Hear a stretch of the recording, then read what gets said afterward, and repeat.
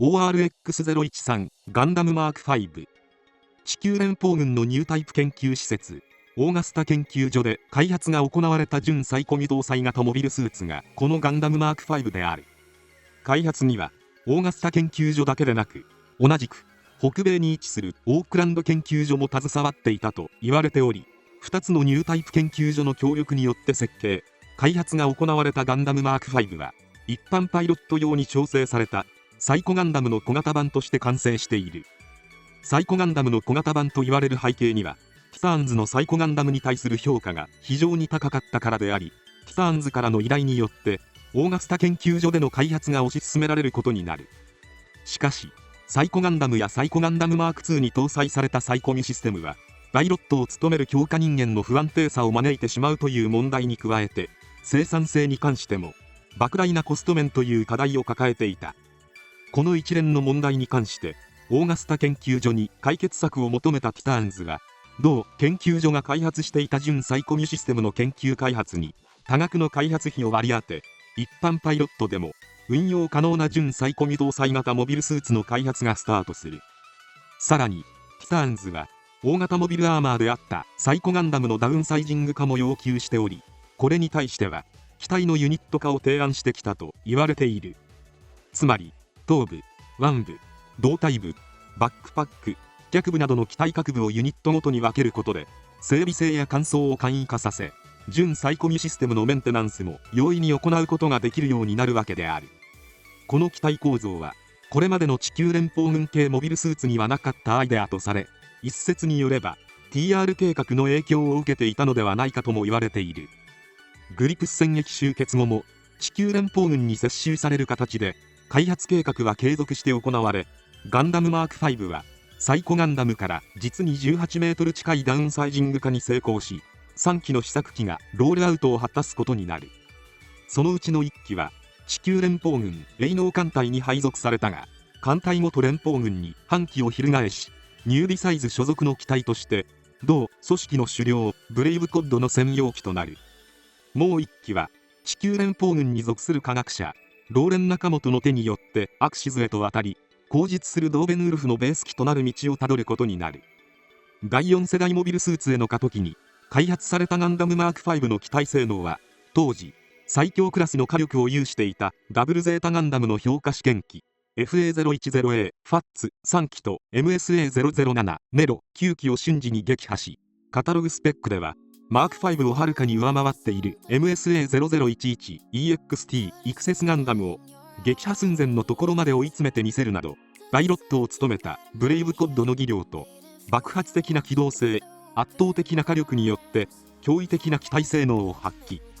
中でもマーク5最大の特徴として搭載された装備が準サイコミ兵器インコムを搭載している点にある。オーガスタ研究所が開発したこの装備は、一般パイロットでも有線誘導式攻撃端末による疑似的なオールレンジ攻撃を可能にする兵装となっており、有線誘導はコンピューター制御によって行われる。5のバックパックに2機搭載されており、コントロールワイヤーで連結されたインコムユニットを射出後、リレーインコムと呼ばれる中継機で軌道変更を行い、二次元的な動きで敵機の死角から攻撃を可能にすることができる。しかしあくまでファンネルやビットとは違い、立体的な動きやコントロールは困難とされ、オールレンジ攻撃の精度や柔軟性はサイコミュ兵器には及ばず、イクセスガンダムを相手に互角以上の戦いを繰り広げられたのはブレイブコッドのパイロット技量あってのものだと言わざるを得ない。その他の装備はマーク5専用のビームライフル RMS141 ゼクアインのものを流用したビームライフル、大型スラスター内蔵式のシールド、5に搭載されたビームサーベル兼用のビームカノン、ニューディサイズでの運用時には両肩部に3段タイプのマイクロミサイルランチャーを装備していた。なお詳細は不明であるが、オーガスタ研究所が手掛けたマーク5の回収型として ORX-013S という機体も存在しており、武装形状のほか各部装甲の使用、インコムの搭載数の増加などが施された機体も存在している。また余談ではあるが、マーク5のデザイン画の裏話として、頭部のデザインはクイーンマンサの頭部デザインの原型となっており、さらにティターンズが壊滅後にカラバが本機を回収しアムロレイの搭乗機として運用されたという設定も存在している。AMX014 ドーベンウルフ。ドーベンウルフは第一次ネオジオン構想末期にネオジオンが開発した第4世代モビルスーツの一機である。宇宙世紀0080年代末期に登場した第4世代モビルスーツとは、メガコンデンサー直結式のメガ粒子砲を搭載したニュータイプ対応型モビルスーツであり、サイコミュの安定性と一般パイロットでも操縦可能という条件をクリアしたモビルスーツのことを指している。その中でも多彩な武装群とダブルゼータガンダムに匹敵する大火力、生産性の高さ、多種多様な機能を搭載しているなど、第4世代モビルスーツを代表する機体がこのドーベンウルフであった。ドーベンウルフの開発には、グリプス戦役終結後にアクシズに持ち込まれた ORX013 ガンダムマーク5の開発データをベースに、ハマーンカーンに反旗を翻したグルミート都市機下のモッド小数機が量産され、ラカン・ダカラン率いるスペースウルフ隊の上記として運用された。そんなドーベンウルフの系譜の始まりは、グリプス戦役末期に実戦に投入されたニュータイプ専用試作型可変モビルアーマー MRX010 サイコガンダムマーク2にまで遡り、サイコガンダムマーク2のダウンサイジング化に成功した機体であると言える。サイコガンダムマーク2の系譜と詳しい解説は、同チャンネルのサイコガンダムマーク2の系譜をご覧ください。ガンダムマーク5をベースに、サイコガンダムマーク2の技術を流用し完成した機体がドーベンウルフであり、サイコガンダムマーク2の基本性能と火力を維持しつつ、マーク5と同じように約18メートルものダウンサイジング化に成功している。ドーベンウルフ最大の特徴が、一般パイロットでも運用可能な純サイコミを搭載したところにあり、これはあくまで機体制御や操縦系統には反映されることはなく、遠隔誘導攻撃端末となるインコムのコントロールに用いられた新型のサイコミュシステムである。このインコムはネオジオンのサイコミュ技術を導入したことによって、原型機となったマーク5よりもシステム自体が洗練化されており、オールレンジ攻撃の精度が向上していたと言われている。両脚部はガンダムマーク5から受け継がれた機体を支える大型の脚部ユニットが採用され、高い機動力と火力、短期で多数の敵機を圧倒可能な第4世代高性能モビルスーツとして完成している。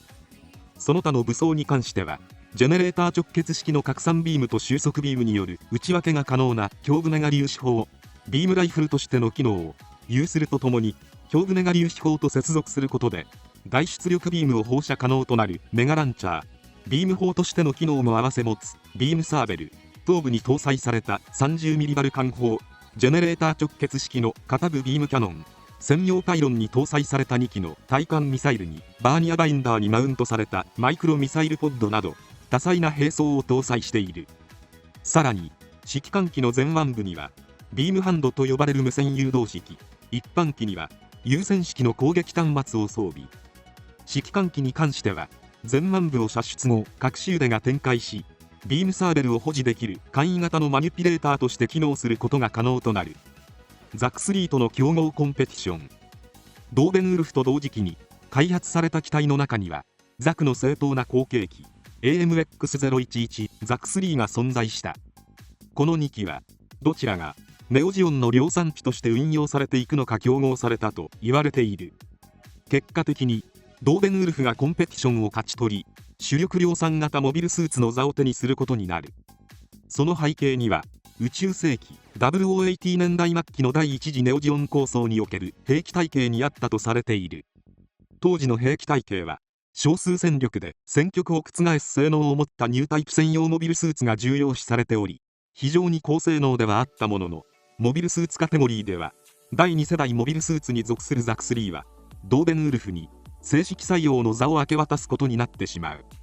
それでもザク3はさまざまな戦況に対応できる汎用性重視のコンセプトと多機能性を意識した設計開発が行われた非常に高性能な機体であったため、ダブリンへのコロニー落とし作戦やグレミーの反乱時に投入され、強化人間用のチューンナップが施された AMX011S ザク3回はマシュマーセロの専用機として実戦に投入されている。ドーベンウルフのバリエーション機。第4世代モビルスーツとして高い完成度を誇ったドーベンウルフは第一次ネオジオン構想終結後もさまざまなバリエーション機が登場している。胸部と手首部の装甲にエングレービングが施され、カラーリングも青色に塗装されたネオジオン残党軍袖付きが運用したドーベンウルフ袖付き仕様や、同じくネオジオン残党軍が運用した現地回収型となるドーベンウルフ小惑星帯仕様などが存在。スラッサーなどの増設が施されたこの現地回収型は、ネオジオンの要人 M の木星圏への亡命を阻止するために投入されたドーベンウルフであり、彼らは独自に開発したスペースドライと呼ばれるサブフライトシステムで追撃戦を展開していた。その他にもアドバンス・オブ・ゼータ、リブート、ガンダム・インレ・クロウサギの見た夢に登場するジオン・マーズがドーベンウルフに改良を加えた AMX-014R リーベンボルフや機動戦士クロスボーンガンダムガストでは、リック・ディアスの上半身部に脚部はドーベンウルフのものを流用させたグラディアスという機体も存在するなど、後年にわたってその存在感を示すモビルスーツとなっている。なお主力量産機の座を勝ち取ったドーベンウルフではあるが、本格的な量産体制に移る前に第一次ネオジオン構想が終結を迎えたため、量産には至らず地球連邦軍に接収された後に多機種のデータとともにアナハイムエレクトロニクス社へと機体ごと委託。地球連邦軍系の技術を投入した改修が行われ、準サイコミュシステム搭載型試験モビルスーツ ARX-014 シルバーバレットが誕生することになる。シルバーバレットの系譜と詳しい解説は次回の動画で配信いたします。以上、ガンダムマーク5とドーベンウルフの解説を終わります。最後まで動画をご視聴いただきありがとうございました。チャンネル登録、高評価よろしくお願いします。